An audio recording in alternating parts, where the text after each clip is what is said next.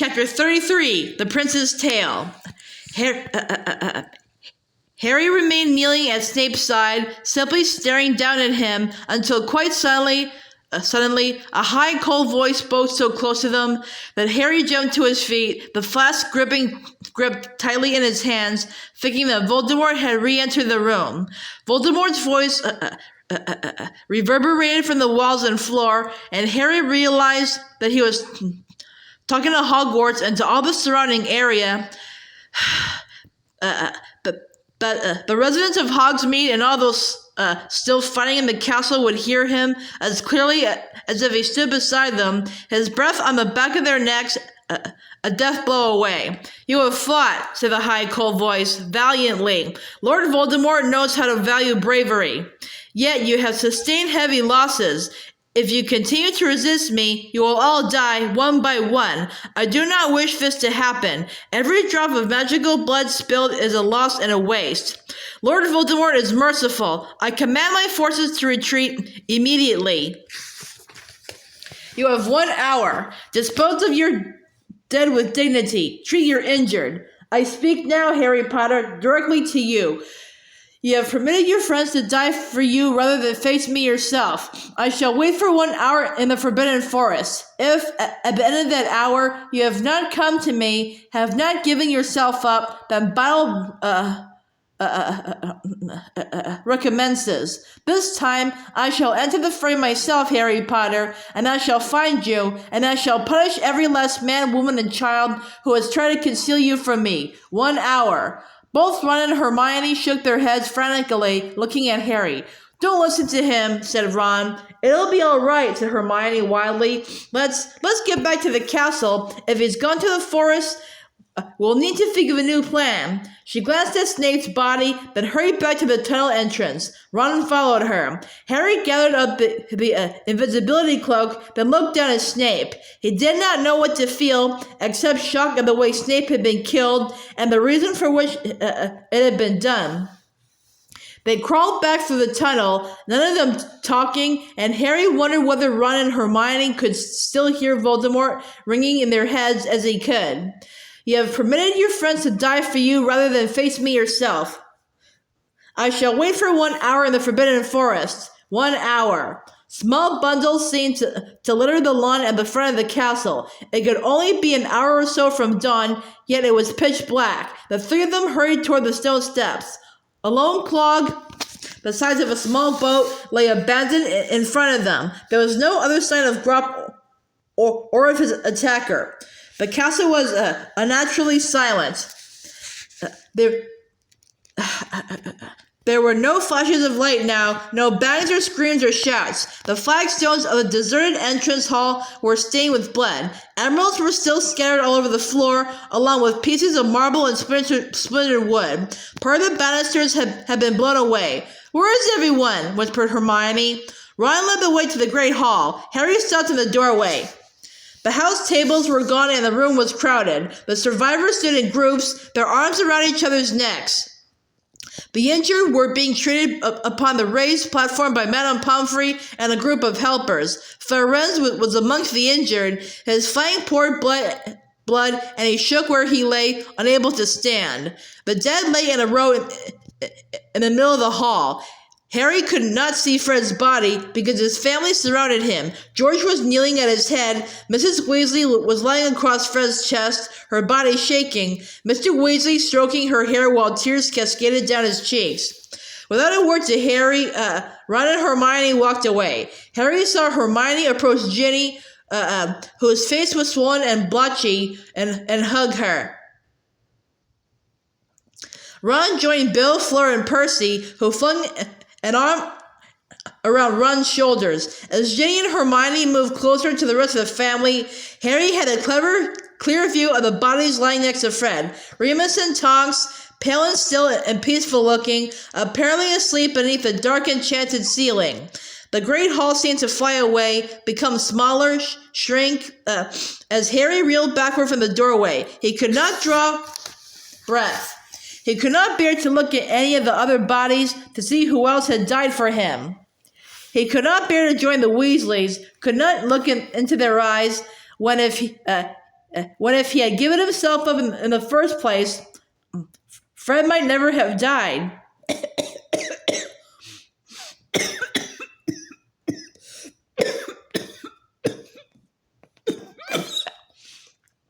He turned away and ran up the marble staircase. Lupin, Tonks. He yearned not to feel. He wished he could rip out his heart, his innards, everything that was screaming inside him. The castle was completely empty. Even the ghost seemed to have joined the mass mourning in the great hall. Harry ran without stopping, clutching the crystal flask of Snape's last thoughts, and he did not slow down until he reached the stone gargoyle guarding the headmaster's office. Password? Dumbledore, said Harry without thinking, because it was he whom he yearned to see, and to his surprise the gargoyle slid aside, revealing the spiral staircase behind. But when Harry burst into the circular office, he found a change. The portraits that hung all around the walls were empty. Not a single headmaster or headmistress remained to see him. All it seemed had flitted away, charging through the paintings that lined the castle so that they could have a clear view of what was going on. Harry glanced hopelessly at Dumbledore's deserted frame, which hung directly behind the headmaster's chair, then turned his back on it. The stone pensieve lay in the cabinet where it had always been. Harry heaved it onto the desk and poured Snape's memories into the white basin with its runic markings around the edge. To escape into someone else's head would be a blessed relief. Nothing that even Snape had left him could be worse than his own thoughts. The memories swirled, silver white and strange, and without hesitating, with a feeling of reckless abandonment, as though this would assuage his torturing grief, Harry dived. He fell headlong into sunlight, and his feet found warm ground. When he straightened up, he saw that he was in a nearly deserted playground. A single huge chimney dominated the distant skyline. Two girls were swinging backward and forward, and a skinny boy was watching them from behind a clump of bushes. His black hair was overlong, and his clothes were so mismatched that it looked deliberate. Two short jeans, a shabby overlarge coat that might have belonged to a grown man, and an odd smock-like shirt. Harry moved closer to the boy. Snape looked no more than 9 or 10 years old, sallow, small, stringy. There was undisguised greed in his thin face as he watched the younger of the two girls swinging higher and higher than her sister. "Lily, don't do it!" shrieked the elder of the two. But the girl had let go of the swing at the very height of its arc and flown into the air, quite literally flown, launched herself skyward with a great shout of laughter. And instead of crumpling on the playground asphalt, she soared like a trapeze artist through the air, staying up far too long, landing far too lightly. "Mummy told you not to." Petunia stopped her swing, by dragging the heels of her sandals on the ground, making a crunching, grinding sound, then leapt up, hands on hips. "Mummy said, you weren't allowed, Lily." "But I'm fine," said Lily, still giggling. "Toonie, look at this. Watch what I can do." Petunia glanced around. The playground was deserted apart from themselves and, though the girls did not know it, Snape. Look. Lily had picked up a fallen flower from the bush behind which Snape lurked. Petunia advanced, evidently torn between curiosity and disapproval. Lily waited until Petunia was near enough to have a clear view, then held out her palm. The flower sat there, opening and closing its petals like some bizarre many-lipped oyster. "Stop it!" shrieked Petunia. "It's not hurting you," said Lily, but she closed her hand on the blossom and threw it back to the ground. "It's not right," said Petunia, but her eyes had followed the flower's flight to the ground and lingered upon it. "How do you do it?" she added, and there was definite longing in her voice. "It's obvious, isn't it?" Snape could no longer contain himself, but had jumped out from behind the bushes. Petunia shrieked and ran backward toward the swings, but Lily, though clearly startled, remained where she was. Snape seemed to regret his appearance. A dull flush of color mounted the sallow cheeks as he looked at Lily. "What's obvious?" asked Lily. Snape had an air of nervous excitement. With a glance at the distant Petunia, now hovering beside the swings, he lowered his voice and said, "I know what you are." "What do you mean?" You're a witch," whispered Snape. She looked affronted. "But that's not a very nice thing to say to somebody." She turned, nose in the air, and marched off toward her sister. No, said Snape. He was highly colored now, and Harry wondered why he did not take off the ridiculously large coat, unless it was because he did not want to reveal the smock beneath it.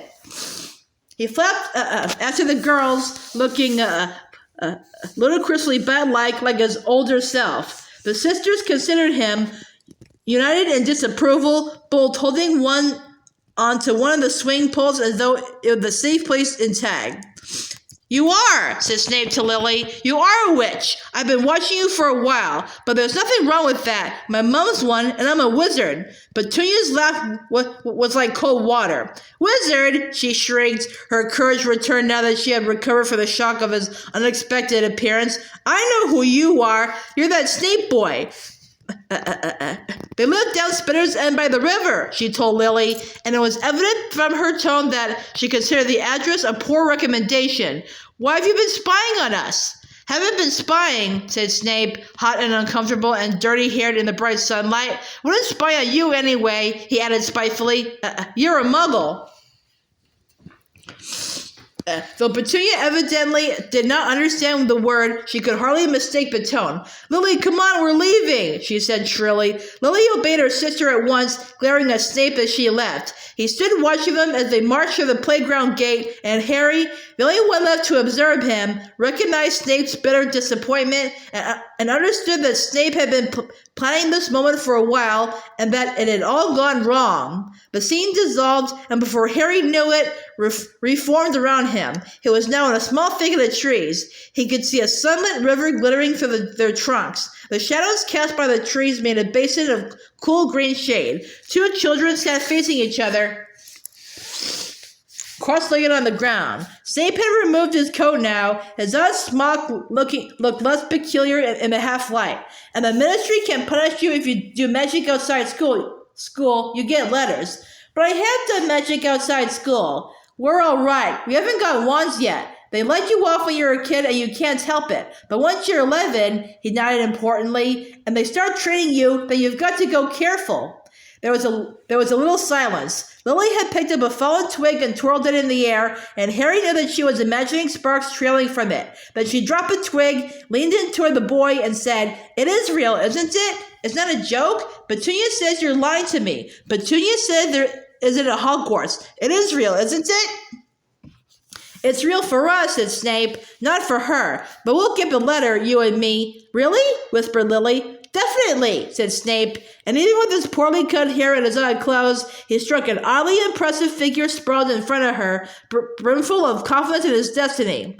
And will it really come by owl? Lily whispered. Normally, said Snape, but you're muggle-born, so someone from the school will have to come and explain to your parents. Does it make a difference being muggle-born? Snape hesitated. His black eyes, eager in the greenish gloom, moved over the pale face, the dark red hair. No, he said, it doesn't make any difference. Good, said Lily, relaxing. It was clear that she had been worrying. You've got loads of magic, said Snape. I saw that. All the time I was watching you. His voice trailed away. She was not listening, but had stretched out on the leafy ground and was looking up at the canopy of leaves overhead. He watched her as greedily as he had watched her in the playground. How are things at your house? Lily asked. A little crease appeared between his eyes. Fine, he said. They're not arguing anymore? Oh, yes, they're arguing, said Snape. He picked up a fistful of leaves and began tearing them apart, apparently unaware of what he was doing. But it won't be that long and I'll be gone. Doesn't your dad like magic? He doesn't like anything much, said Snape. Severus? A little smile twisted Snape's mouth when she said his name. Yeah? Tell me about the Dementors again. What'd you want to know about them for? If I use magic outside school, they wouldn't give you to the Dementors for that. Dementors are for people who do really bad stuff. They guard the wizard prison in Azkaban. You're not going to end up in Azkaban. You're too... He turned red again and shredded more leaves. But a small rustling noise behind Harry made him turn. Petunia, hiding behind a tree, had lost her footing. Tootie, said Lily, surprised and welcome in her voice, but Snape had jumped to his feet. Who's spying now? He shouted. What'd you want? Petunia was breathless, alive to being caught. Harry could see her struggling for something hurtful to say. What is that you're wearing anyway? She said, pointing at Snape's chest. Your mom's blouse? There was a crack. A branch over Petunia's head had fallen. Lily screamed. The branch caught Petunia on the shoulder, and she staggered backward and burst into tears. Toonie!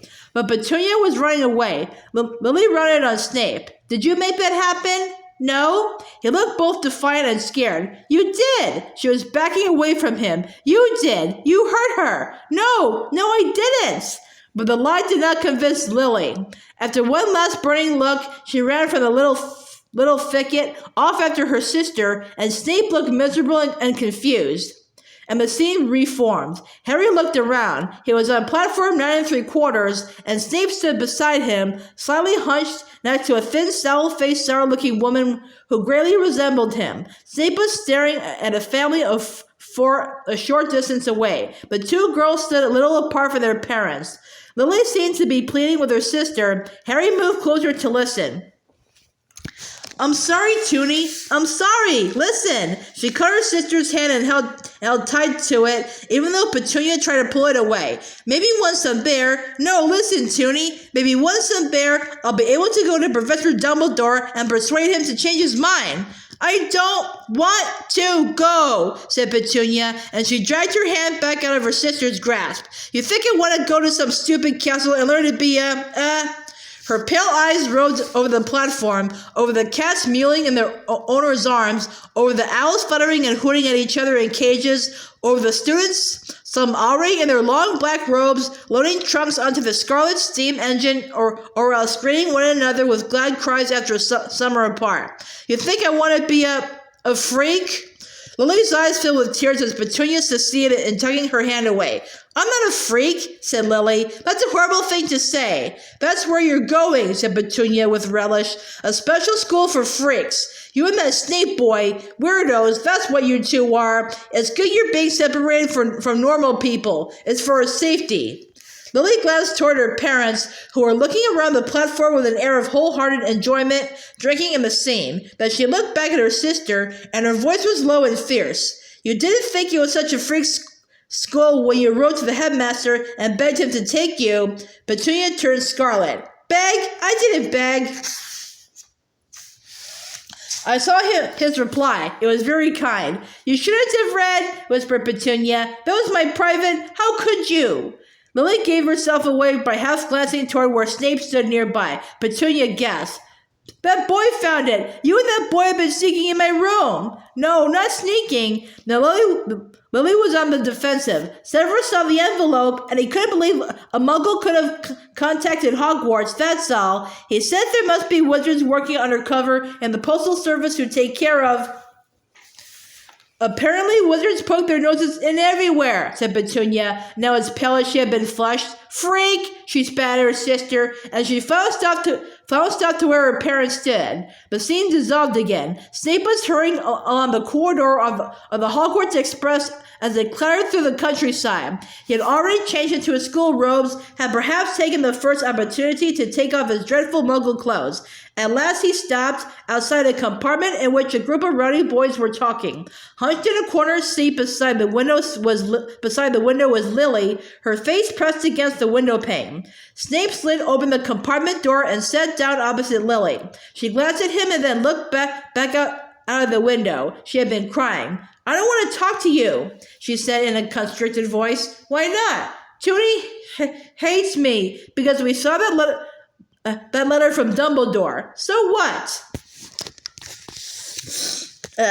She threw him a look of deep dislike. So she's my sister. She's only, He caught himself quickly. Lily, too busy trying to wipe her eyes without being noticed, did not hear him. But we're going, he said, unable to suppress the exhilaration in his voice. This is it. We're off to Hogwarts. She nodded, mopping her eyes, but in spite of herself, she half smiled. You better be in Slytherin, said Snape, encouraging that she had brightened a little. Slytherin?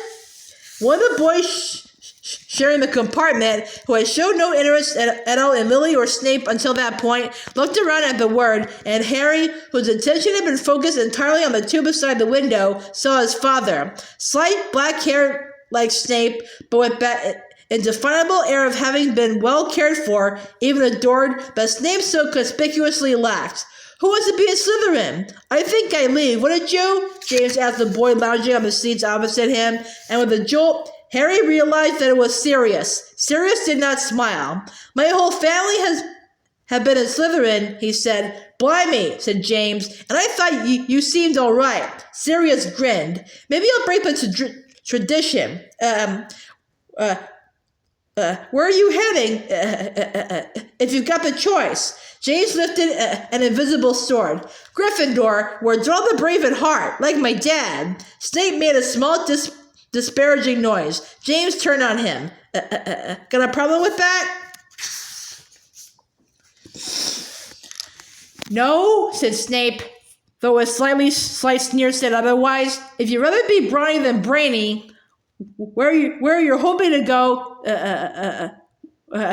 seeing as you're neither, interjected Sirius. James roared with laughter. Lily sat up, rather flushed, and looked from James to Sirius in dislike. Come on, Severus, let's find another compartment. Ooh!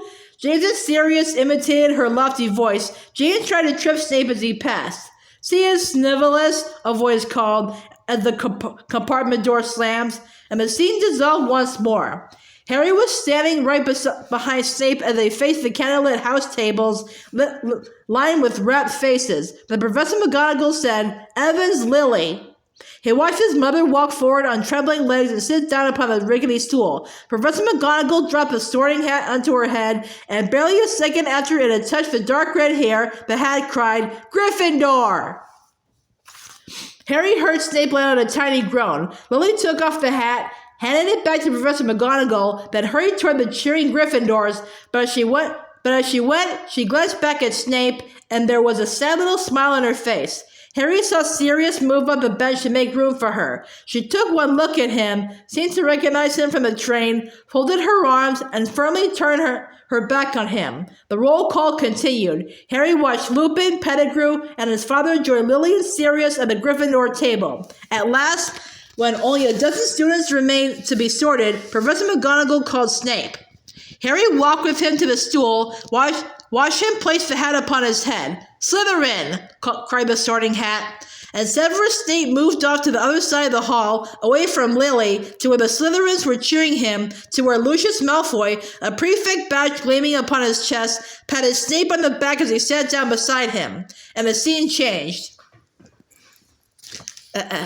Lily and Snape were walking across the castle courtyard, evidently arguing. Harry hurried to catch up with them, to listen in. As he reached them, he realized how much taller they both were. A few years seemed to have passed since their sorting. Thought we were supposed to be friends, Snape was saying. Best friends? We are, Sev, but I don't like some of the people you're hanging around with. I'm sorry, but I detest Avery and Mulciber. Mulciber! What do you see in him, Sev? He's creepy. Do you know what he tried to do to Mary McDonald the other day? Lily had reached a pillar and leaned against it, looking up into the thin, sallow face. That was nothing, said Snape. It was a laugh, that's all. It was dark magic, and if you think that's funny, what about the stuff Potter and his mates get up to? Demanded Snape. His color rose again as he said it, unable, it seemed, to hold in his resentment. What's Potter got to do with anything? Said Lily. They sneak out at night. There's something weird about that Lupin. Where does he keep going? He's ill, said Lily. They say he's ill. Every month at the full moon? Said Snape. I know your theory, said Lily, and she sounded cold. Why are you so obsessed with them anyway? Why do you care what they're doing at night? I'm just trying to show you they're not as wonderful as everyone seems to think they are. The intensity of his gaze made her blush. They don't use dark magic, though. She dropped her voice. And you're being really ungrateful. I heard what happened to the other night. You went sneaking down that tunnel by the Whomping Willow, and James Potter saved you from whatever's down there. Snape's whole face contorted and he spluttered. Saved? Saved? You think he was playing the hero? He was saving his neck and his friends, too. You're not going to. I won't let you. Let me? Let me? Lily's bright green eyes were slits. Snape backtracked at once. I didn't mean, I just don't want to see you made a fool of. He fancies you. James Potter fancies you. The words seemed wrenched from him against his will. And he's not, everyone thinks big Quidditch hero. Snape's bitterness and dislike were rendering him incoherent, and Lily's eyebrows were traveling farther and farther up her forehead. I know James Potter is an arrogant toe rag, she said, cutting across Snape. I don't need you to tell me that. But Mulciber's and Avery's idea of humor is just evil. Evil, Sev. I don't understand how you can be friends with them. Harry doubted that Snape had even heard her strictures on Mulciber and Avery. The moment she had insulted James Potter, his whole body had relaxed, and as they walked away, there was a new spring in Snape's step, and the scene dissolved. Harry watched again as Snape left the Great Hall after sitting his OWL in defense against the dark arts, watched as he wandered away from the castle and straight inadvertently close to the place beneath the beech tree where James, Sirius, Lupin, and Pettigrew sat together. But Harry kept his distance this time because he knew what happened after James had hoisted Severus into the air and taunted him. He knew what had been done and said, and it gave him no pleasure to hear it again. He watched as Lily joined the group and went to Snape's defense. Distantly, he heard Snape shout at her in his humiliation and his fury, the unforgivable word, mudblood. The scene changed. I'm sorry. I'm not interested. I'm sorry. Save your breath. It was nighttime. Lily, who was wearing a dressing gown, stood with her arms folded in front of the portrait of the fat lady at the entrance to Gryffindor Tower. I only came out because Mary told me you were threatening to sleep here. I would have done. I never meant to call you mudblood. It just slipped out. There was no pity in Lily's voice. It's too late. I made excuses for you for years. None of my friends can understand why I even talk to you. You and your precious little Death Eater friends. You see, you don't even deny it. You don't even deny that's what you're all aiming to be. You can't wait to join you-know-who, can you? He opened his mouth, but closed it without speaking. I can't pretend anymore. You've chosen your way, I've chosen mine. No, listen, I didn't mean to call me mudblood, but you call everyone at my birth mudblood, Severus. Why should I be any different? He struggled on the verge of speech, but with a contemptuous look, she turned and climbed back through the portrait hole. The corridor dissolved, and the scene took a little longer to reform. Harry seemed to fly through shifting shapes and colors until his surroundings solidified again, and he stood on a hilltop, forlorn and cold in the darkness, the wind whistling through the branches of a few leafless trees. The adult Snape was panting, turning on the spot, his wand gripped tightly in his hand, waiting for something or for someone. His fear infected Harry too, even though he knew that he could not be harmed, and he looked over his shoulder, wondering what it was that Snape was waiting for. Then a blinding, jagged jet of white light flew through the air. Harry thought of lightning, but Snape had dropped to his knees and his wand had flown out of his hand. Don't kill me! That was not my intention. Any sound of Dumbledore apparating had been drowned by the sound of the wind in the branches. He stood before Snape with his robes whipping around him, and his face was illuminated from below in the light cast by his wand. Well, Severus, what message does Lord Voldemort have for me? No message. I'm here on my own account. Snape was wringing his hands. He looked a little mad, with the straggling black hair flying around him. I come with a warning. No, a request, please. Dumbledore flicked his wand. Though leaves and branches still flew through the night air around them, silence fell on the spot where he and Snape faced each other. What request could a Death Eater make of me? The prophecy, the prediction, Trelawney. Ah, yes, said Dumbledore. How much did you relate to Lord Voldemort? Everything I heard, said Snape. That is why, it is for that reason, he think it means, Lily Evans. The prophecy did not refer to a woman, said Dumbledore. It spoke of a boy born at the end of July. You know what I mean. He thinks it means her son. He is going to hunt her down, kill them all. If she means so much to you, said Dumbledore, surely Lord Voldemort will spare her? Could you not ask for mercy for the mother in exchange for the son? I have asked him. You disgust me, said Dumbledore. And Harry had never heard so much contempt in his voice. Snape seemed to shrink a little. You do not care, then, about the deaths of her husband and child? They can die, as long as you have what you want? Snape said nothing, but merely looked up at Dumbledore. Hide them all then, he croaked. Keep them safe, please. And what will you give me in return, Severus? In return? Snape gaped at Dumbledore, and Harry expected him to protest, but after a long moment he said, anything. The hilltop faded, and Harry stood in Dumbledore's office, and something was making a terrible sound, like a wounded animal. Snape was slumped forward in a chair, and Dumbledore was standing over him, looking grim. After a moment or two, Snape raised his face, and he looked like a man who had lived 100 years of misery since leaving the wild hilltop. I thought you were going to keep her safe. She and James put their faith in the wrong person, said Dumbledore. Rather like you, Severus. Weren't you hoping that Lord Voldemort would spare her? Snape's breathing was shallow. Her boy survived, said Dumbledore. With a tiny jerk of the head, Snape seemed to flick off an irksome fly. Her son lives. He has her eyes, precisely her eyes. You remember the shape and color of Lily Evans' eyes, I am sure. Don't, bellowed Snape. Gone, dead. In this remorse, Severus, I wish I were dead. And what use would that be to anyone, said Dumbledore coldly. If you loved Lily Evans, if you truly loved her, then your way forward is clear. Snape seemed to peer through a haze of pain, and Dumbledore's words appeared to take a long time to reach him. What do you mean? You know how and why she died. Make sure it was not in vain. Help me protect Lily's son. He does not need protection. The Dark Lord has gone. The Dark Lord will return, and Harry Potter will be in terrible danger when he does.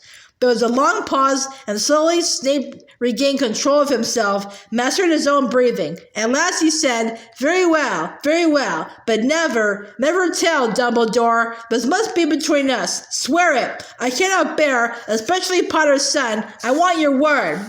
My word, Severus, that I shall never reveal the best of you? Dumbledore sighed, looking down into Snape's ferocious, anguished face. If you insist. The office dissolved but reformed instantly. Snape was pacing up and down in front of Dumbledore. Mediocre, arrogant as his father, a determined rule breaker, delighted to find himself famous, attention-seeking and impertinent. You see what you expect to see, Severus, said Dumbledore, without raising his eyes from a copy of Transfiguration Today. Other teachers report that the boy is modest, likable, and reasonably talented. Personally, I find him an engaging child.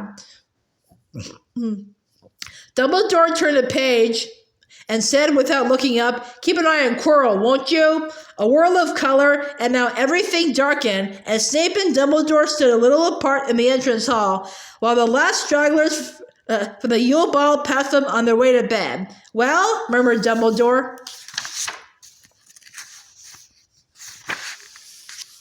Karkaroff's mark is becoming darker too. He's panicking. He fears retribution. You know how much help he gave the ministry after the Dark Lord fell. Snape looked sideways at Dumbledore's crooked-nosed profile. Karkaroff intends to flee and the mark burns. Does he? Said Dumbledore softly. A third did occur, and Roger Davies came giggling in front of the grounds. And are you tempted to join him? No, said Snape, his black eyes and flurs in Roger's retreating figures. I am not such a coward. No, agreed Dumbledore. You are a braver man by far than Igor Karkaroff. You know, I sometimes think we sort too soon. He walked away, leaving Snape looking stricken. And now Harry stood in the headmaster's office yet again. It was nighttime, and Dumbledore sagged sideways in the throne-like chair behind the desk, apparently semi-conscious. His right hand dangled over the side, blackened and burned. Snape was muttering incantations, pointing his wand at the wrist of the hand, while with his left hand, he tipped the goblet full of thick golden potion down Dumbledore's throat. After a moment or two, Dumbledore's eyelids fluttered and opened. Why, said Snape, without preamble, why did you put on that ring? It carries a curse. Surely you realize that. Why even touch it? Marvolo Gaunt's ring lay on the desk before Dumbledore. It was cracked, but sort of Gryffindor lay beside it. Dumbledore grimaced. I was a fool, sorely tempted. Tempted by what? Dumbledore did not answer. It is a miracle you managed to return here. Snape sounded furious. The ring carried a curse of extraordinary power to contain it. It is all we can hope for. I have trapped the curse on one hand for the time being. Dumbledore raised his black and useless hand and examined it with the expression of one being shown an interesting curio. You did very well, Severus. How long do you think I have? Dumbledore's tone was conversational. He might have been asking for a weather forecast. Snape hesitated and then said, I cannot tell. Maybe a year. There is no halting such a spell forever. It will spread eventually in the sort of curse that strengthens over time. Dumbledore smiled. The news that he had less than a year to live seemed a matter of little or no concern to him. I am fortunate, extremely fortunate, that I have you, Severus.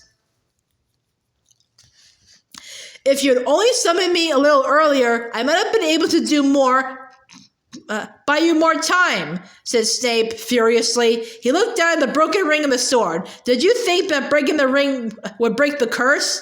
Something like that.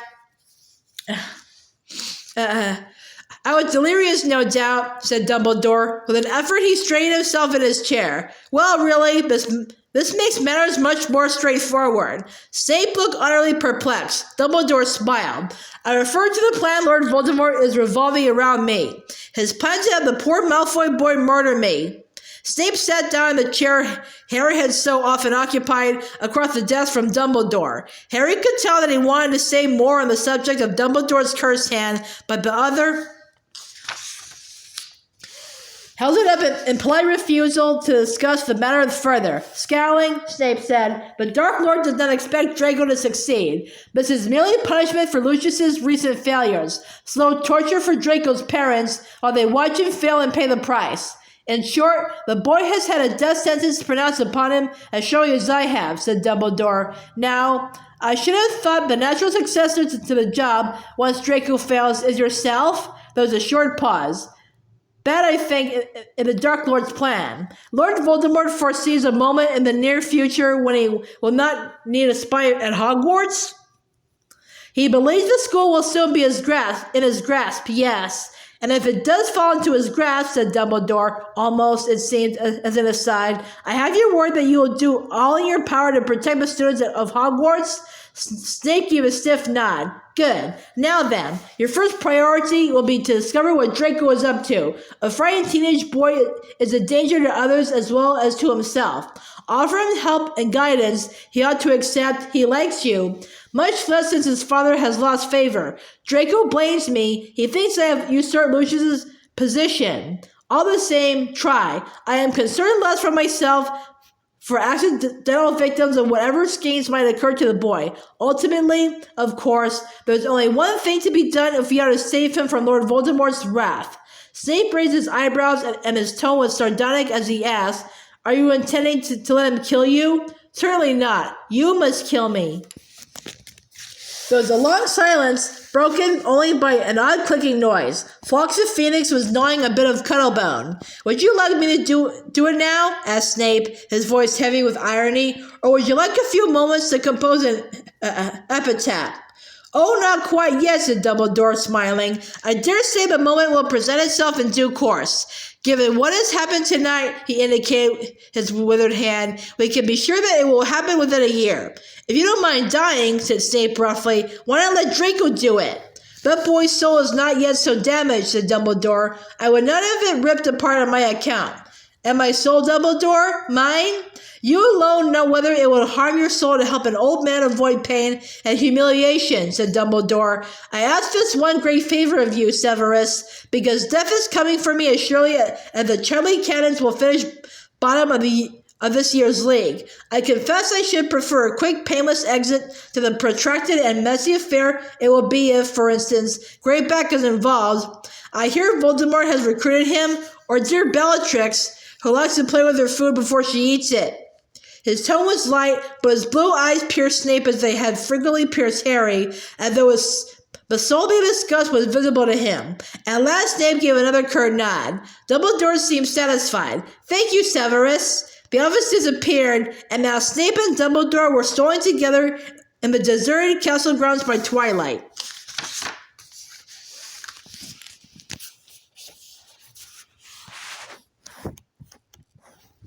What are you doing with Potter? All these evenings you're close Closeted together, Snape asked abruptly. Dumbledore looked weary.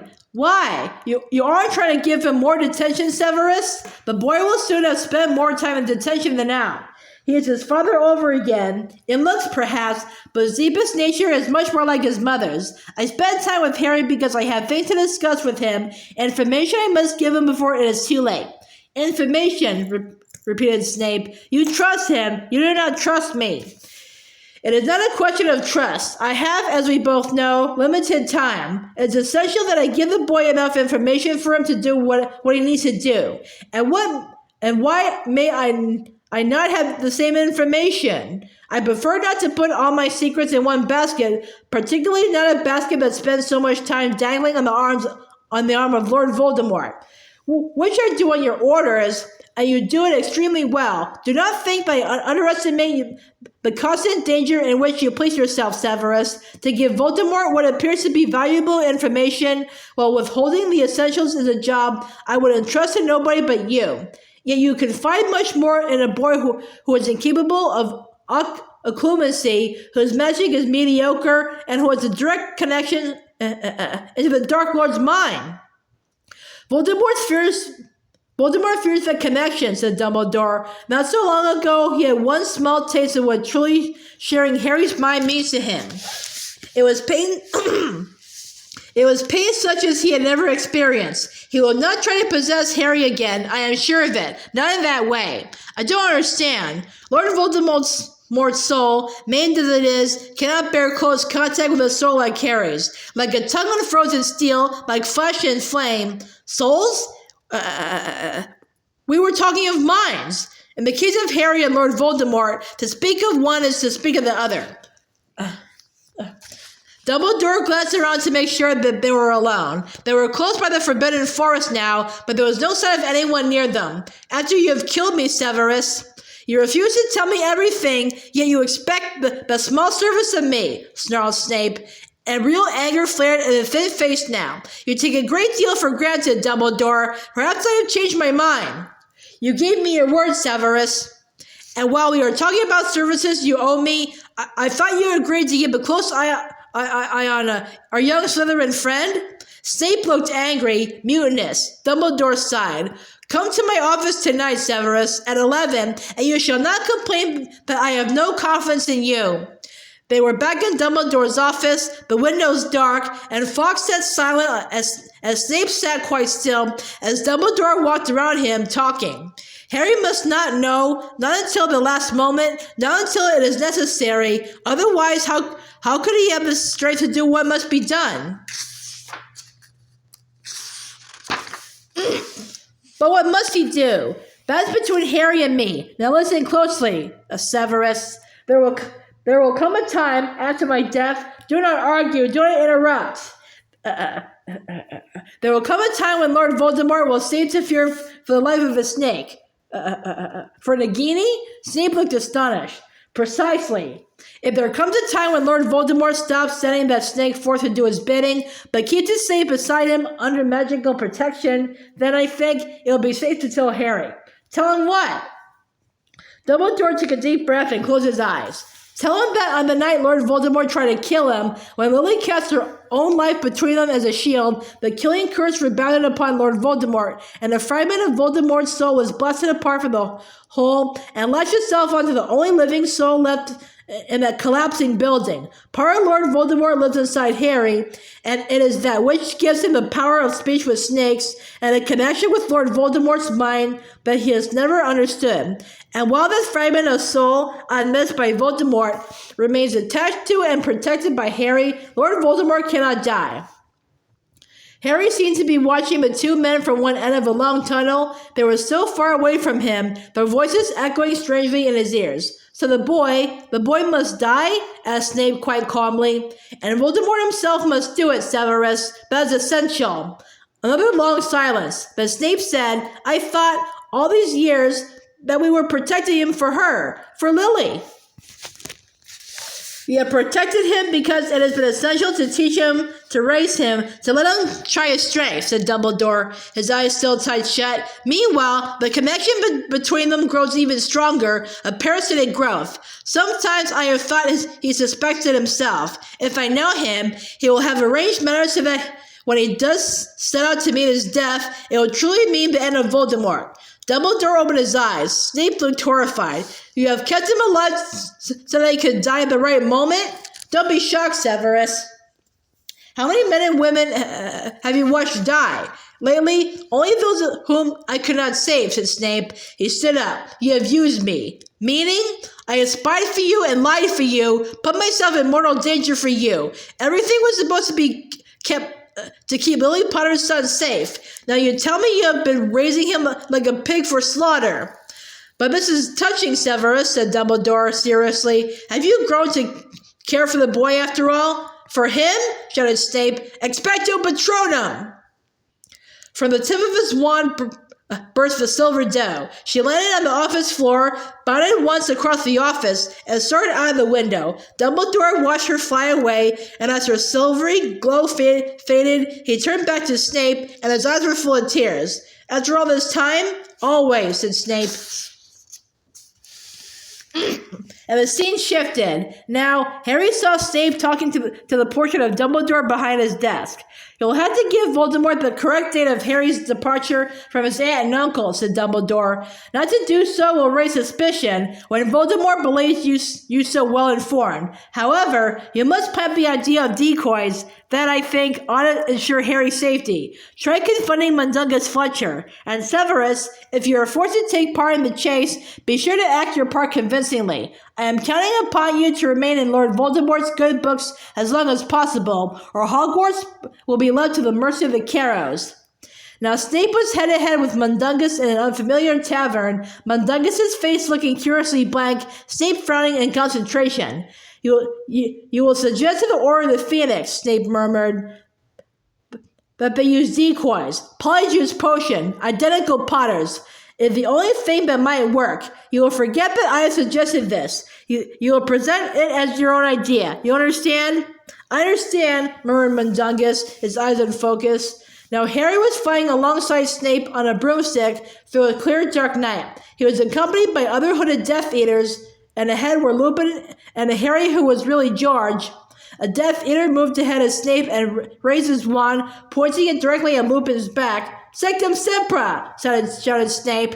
But the spell, intended for the Death Eater's wand hand, missed it and hit George instead. And next, Snape was kneeling in Sirius's old bedroom. Tears were dripping from the end of his hooked nose as he read the old letter from Lily.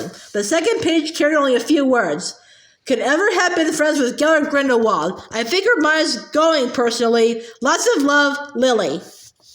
Snape took the page bearing Lily's signature and her love and tucked it inside his robes, but he ripped it into the photograph he was also holding so that he kept the part from which Lily laughed, throwing the portion showing James and Harry back onto the floor under the chest of drawers. And now Snape stood again in the headmaster's study as Phineas Nodulus came hurrying into his portrait. Headmaster! They are camping the forest of Dean, the mudblood. Do not use that word. The Granger girl, then, mentioned the place as she opened her bag, and I heard her. Good, very good, cried the portrait of Dumbledore behind the headmaster's chair. Now, Severus, the sword. Do not forget that it must be taken under conditions of need and valor, and it must not know that you give it. If Voldemort should read Harry's mind and see you acting for him, I know, said Snape curtly. He approached the portrait of Dumbledore and pulled at its side. It swung forward, revealing a hidden cavity behind it from which he took the sword of Gryffindor. And you still aren't going to tell me why it's so important to give Potter the sword? Said Snape as he swung a traveling cloak over his robes. No, I don't think so, said Dumbledore's portrait. He will know what to do with it. And Severus, be very careful. They may not take kindly to your appearance after George Weasley's mishap. Snape turned at the door. Don't worry, Dumbledore, he said coolly. I have a plan. And Snape left the room. Harry rose up out of the pensieve, and moments later he lay on the carpeted floor in exactly the same room. Snape might just have closed the door.